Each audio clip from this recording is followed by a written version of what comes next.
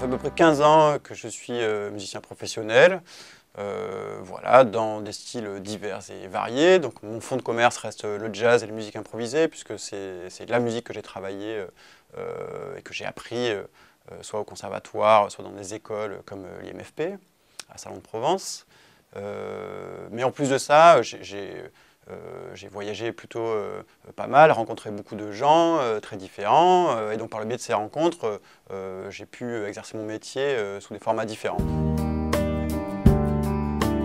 L'idée de Terre 6, c'était non seulement de faire un spectacle musical, mais surtout de faire un spectacle musical participatif. Donc dans sa conception même, j'ai essayé d'écrire une partition qui permette aux gens de s'identifier musicalement à différents points. Donc une partition très éclectique, puisque ça va vraiment du gros son type hardcore à des choses qui sont très rap, il y a un petit peu de R&B, il y a de la java, de la musette, de la pop, de la folk, donc beaucoup de styles qui sont très différents. Donc l'idée qui a sous-tendu ce projet, c'était vraiment que la création irradie pendant toute une année, toute une ville, et que ça ne soit pas uniquement la consommation d'un spectacle de masse, on va dire, comme il peut y en avoir, parce qu'il y aura des très beaux spectacles faits par Marseille 2013, mais nous, ce qu'on voulait, c'était que ça soit un spectacle istréen, fait par des Istréens, pour des Istréens, et qu'ils puissent se voir de la manière la plus belle qui soit. Terre 6, c'est une ville imaginaire qui nous ressemble. Terre 6, pour le petite histoire, c'est l'anagramme d'Istres, hein, c'est les lettres d'Istres mises dans un autre ordre. Et donc cette ville imaginaire nous ressemble. Donc elle est multiple, elle est variée. À l'intérieur de cette ville, j'ai créé un système avec 4 tribus qui sont très différentes. Système qui me permettait, par la voix de ces tribus-là, de faire entendre des styles musicaux et chorégraphiques très différents. Donc il y a la tribu des rétros, donc les rétros évidemment synthétisent toutes les musiques de la première moitié du XXe siècle, on va dire, la java, le tango, la musette, le swing. Il y a la tribu des bonobos, donc les bonobos c'est une tendance qui correspond plus aux années 60-70, donc il y a du folk, il y a de la musique du monde, voilà, donc il y a de la musique orientale, de la musique indienne.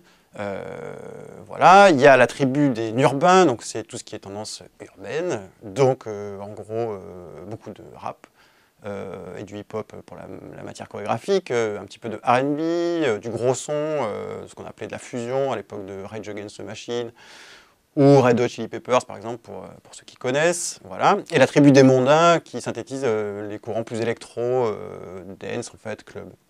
Une fois que ces tribus ont été présentées en fait, il y a une scène qui s'appelle Réveil matin. Elles vont se réveiller, et quand elles se réveillent, dans les robinets, il n'y a plus d'eau, et coule une espèce de boue informe et pourrie. Voilà. Et donc ces tribus-là vont s'accuser, respectivement, de la responsabilité de cet acte-là. Je ne vous en dis pas plus sur la suite du scénario, parce que c'est assez rocambolesque, c'est du Spielberg. Et donc du coup, en fait, l'eau étant le thème de Marseille 2013, l'eau étant très associée à cet événement-là, puisque ça va se passer le jour de la fête de l'eau, j'ai utilisé ça comme prétexte en fait, pour parler de nous. Donc l'eau, c'est une espèce de métaphore du lien social qui fait que dans notre vie tous les jours, ce lien a disparu quasiment, et qu'on vit en tribu, on vit en communauté, on ne se parle pas, on a l'impression que la tribu d'à côté, elle ne nous ressemble pas, elle n'est pas intéressante, elle a d'autres codes que nous et qu'on ne peut pas lui parler. Donc à l'instant T, il y a beaucoup de choses qui ont été actées et commencées. On a développé un partenariat avec beaucoup d'acteurs déjà. Donc Pulsion, le gros centre chorégraphique d'Istres, a donc développé un partenariat avec la ville et avec moi par ce biais-là pour travailler sur le projet. Tous les chorégraphes de Pulsion sont engagés. L'intégralité des cours sont représentés. De la danse de salon à la danse de Bollywood, la danse orientale, en passant par le hip-hop, la danse contemporaine. Donc ce qui doit faire une grosse dizaine de chorégraphes et à peu près 400 danseurs. Ensuite, on a fait un casting, donc, qui était à la fois une opération de communication, mais à la fois quelque chose de vital pour le projet, puisqu'on a besoin de solistes, de gens qui vont défendre la pièce.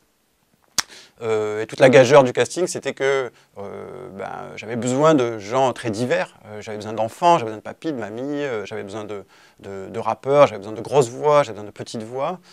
Donc on a fait le casting sur une journée, ça s'est passé magnifiquement bien, c'était vraiment très surprenant. Je ne pensais pas avoir autant de qualité vocale sur une journée. On a eu franchement une ou deux casseroles qui ne seront pas citées.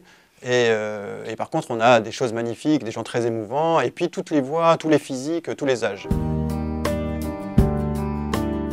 Mes souhaits profonds pour Terre 6, c'est que les gens s'approprient l'objet Terre 6.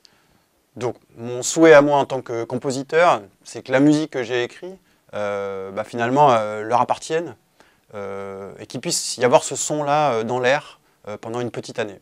Donc on va travailler là-dessus pour qu'il y ait de la diffusion radio et tout ça, mais j'aimerais vraiment que les gens s'approprient cette musique-là parce que finalement elle a été faite pour l'occasion, pour eux, pour un spectacle qui sera unique, donné seulement à Istres, ça a été fait par des Istréens, pour des Istréens.